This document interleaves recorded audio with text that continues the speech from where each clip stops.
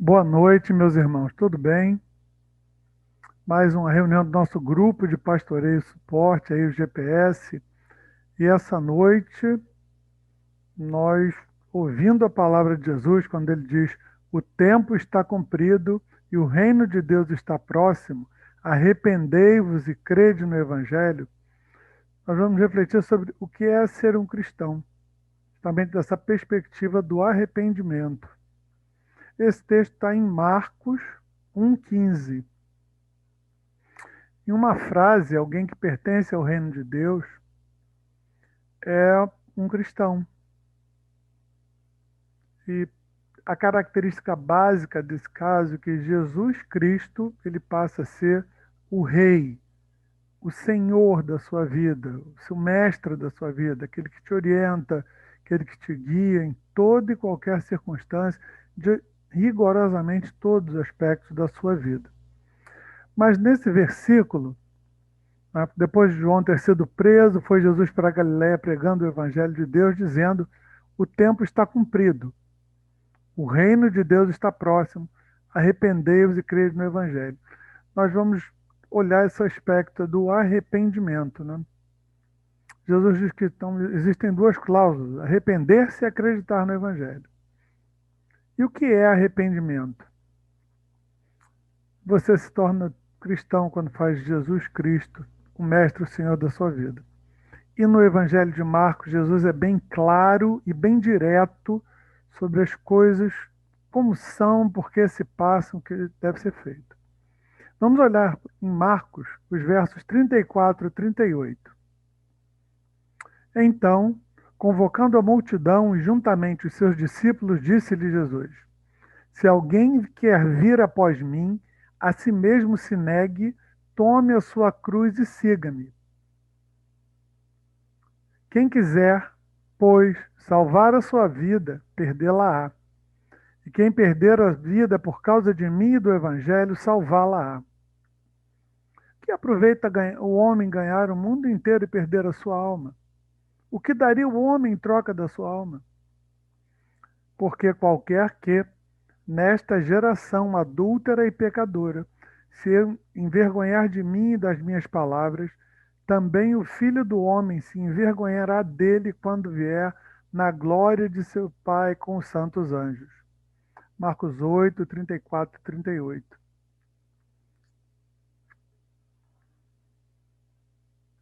Baseado na palavra de Jesus, o que significa, em termos práticos, arrepender-se. Jesus diz que uma pessoa deve negar-se a si mesma, carregar sua cruz e perder sua vida. A cruz era um instrumento de morte. As pessoas que estavam ouvindo Jesus naquela época tinham consciência disso. O que Jesus diz é que para segui-lo, nós precisamos realmente passar por uma experiência de quase morte. No seguinte sentido, nós devemos morrer em relação ao direito de dirigir a nossa própria vida. Eu hoje vou fazer isso, hoje vou fazer aquilo. Não. Se o Senhor quiser, se o Senhor permitir, se for da vontade de Deus, então entregar a nossa vida nas mãos de Deus. Um exemplo bem pertinente para nós, isso é uma mudança muito grande de vida, e o exemplo da mudança de casa é útil para a gente agora. Imagina, quando você vai mudar de casa, chega um dia, passa o caminhão, pega um monte de caixa. Mas a mudança mesmo só vai estar completa muito tempo depois, quando abre caixa, fecha caixa, descarta o que é desnecessário, não sei o que, arruma a casa. E a santificação, que é o processo em que cada dia a gente se livra das coisas que estão distantes do Evangelho, vai absorvendo mais coisas de dentro do Evangelho, a gente vai se tornando mais parecido com Deus, funciona de uma maneira bem parecida para nós.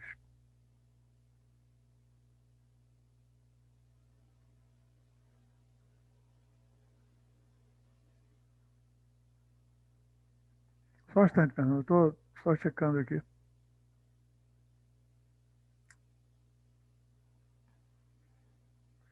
Jesus é direto e explícito e não deixa alternativa no seguir do texto. Quem quiser, pois, salvar a sua vida, perdê-la-á.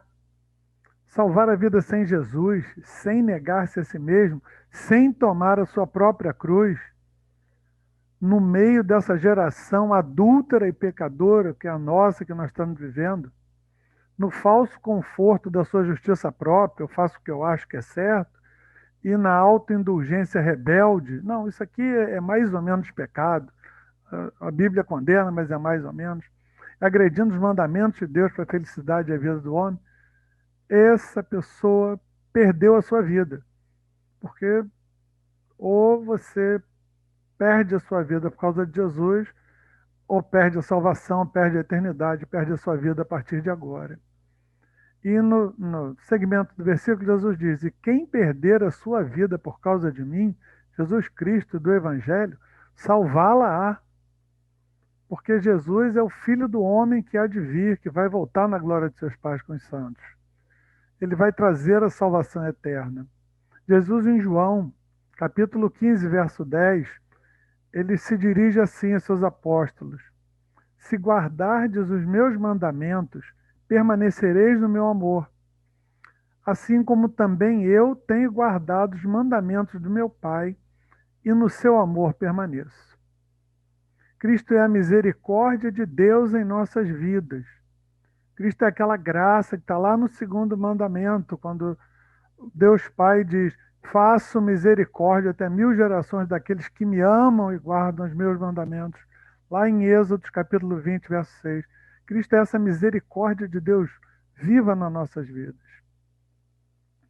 Quando a gente caminha por esse pensamento, a gente se pergunta: poxa, mas Jesus falou da alma, qual é o valor da alma?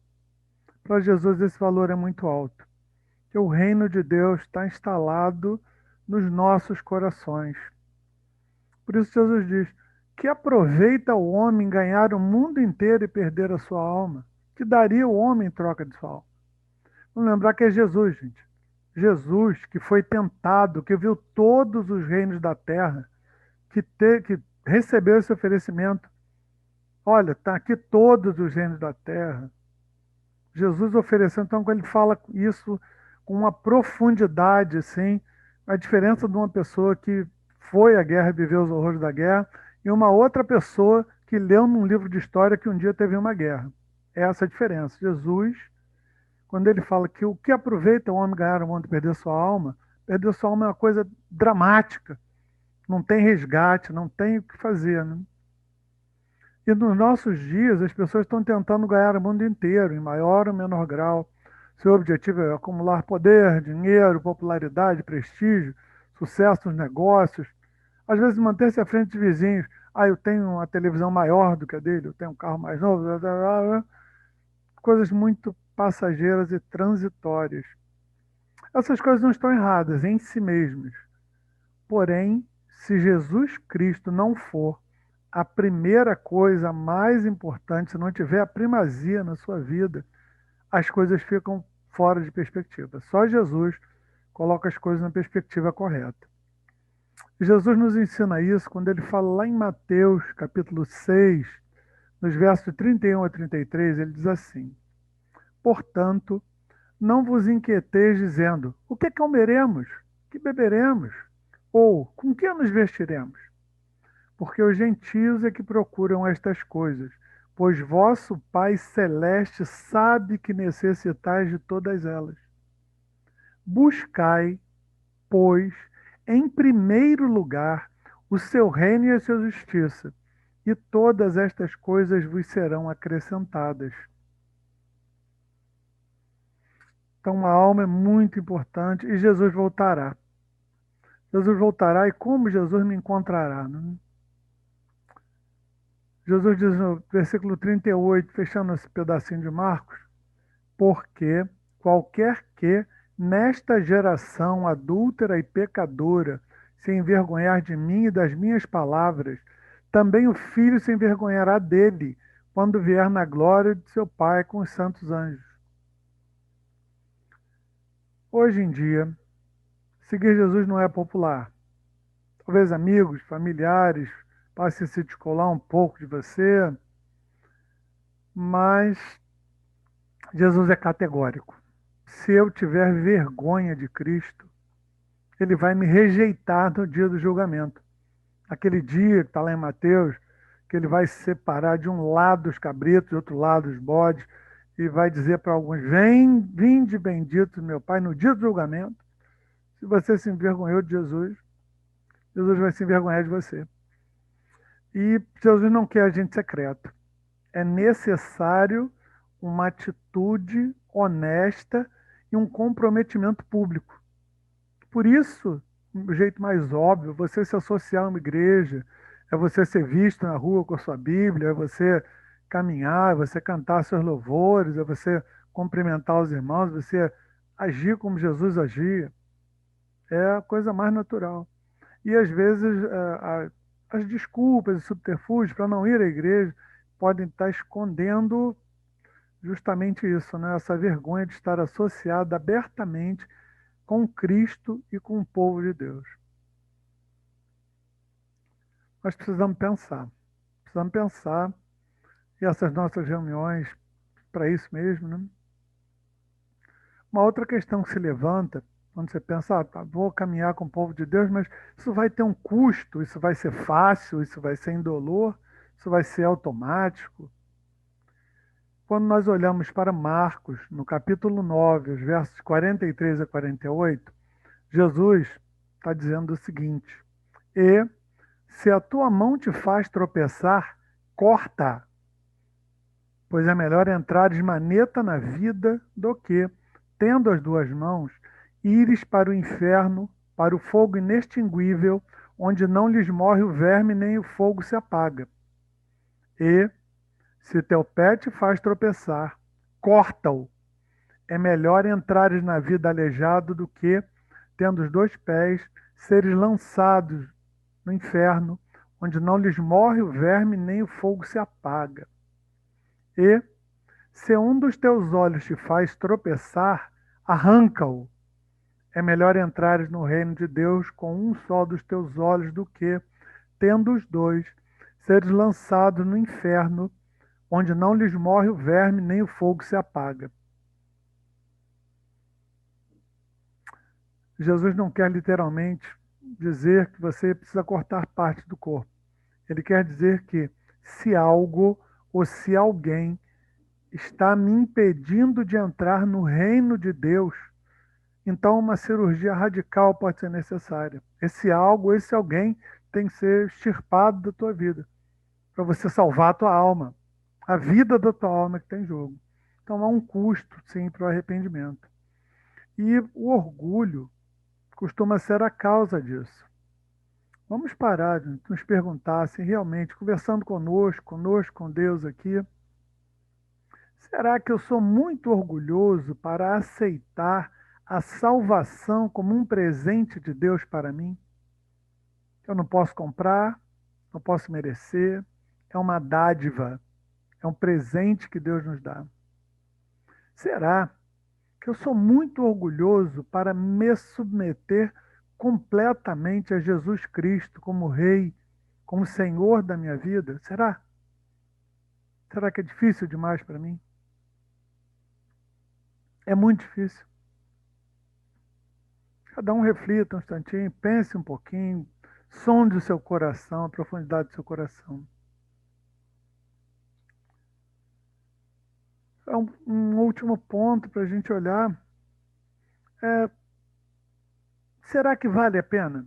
Será que vale a pena eu negar-me a mim mesmo, eu tomar a minha cruz, eu seguir a Jesus? Essa coisa que vou ter enfrentamento pessoal, interno e externo, com família, com amigo, com sociedade. Vamos ler, por último, essa nossa reunião de hoje, Marcos, no capítulo 10, os versos de 29 a 31. Põe o coração nessas palavras. Olha o que Jesus está dizendo nesse texto. Tornou Jesus: Em verdade vos digo que ninguém há que tenha deixado casa, ou irmãos, ou irmãs, ou mãe, ou pai, ou filhos, ou campos por amor de mim e por amor do Evangelho, que não receba, já no presente, o cêntuplo de casas, irmãos, irmãs, mães, filhos e campos com perseguições, e, no mundo por vir, a vida eterna. Porém, muitos primeiros serão últimos e os últimos primeiros.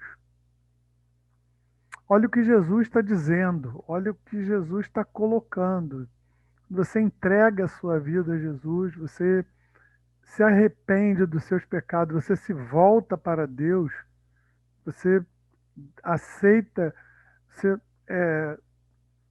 se entrega ao poder do Espírito Santo e você vai ver Deus se movendo na sua vida, Deus agindo na sua vida. Deus faz duas grandes promessas. Assim. Parece difícil, mas ele faz duas promessas. Nesta vida, ele nos paga 100 vezes qualquer custo que sofrermos. E na próxima vida, ele nos dará a vida eterna. Meus irmãos, minhas irmãs, é uma coisa maravilhosa. Uma coisa maravilhosa. Que Deus abençoe essa reunião. Que Deus seja com vocês, que o Espírito Santo esteja se movendo nesses corações aí. Que vocês aproveitem essa convivência cristã. Até a próxima.